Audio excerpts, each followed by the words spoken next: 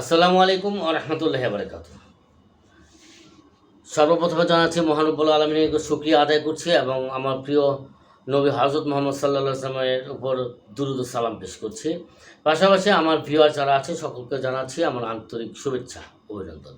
যে আলোচনার বিষয়বস্তু হচ্ছে কোনো বিবাহিতা নারী যদি তার স্বামীর দ্বারা অত্যাচারিত হয় তখন উনি কী করবেন? নির্যাতিত হলেন কী করবেন? আমার বোনদেরকে বলবো যে আপনারা যদি কোনো এই ধরনের কোনো ফেস করেন, সংসারে অশান্তি বিরাজমান আছে, স্বামীর সংসার করতে গিয়ে স্বামী আপনাকে বিভিন্ন মারধর করে বা নেশার টাকার জন্য চাপ সৃষ্টি করে, এমনকি যৌতুকে টাকার জন্য চাপ সৃষ্টি করে যে না আমাকে টাকা লাগবে।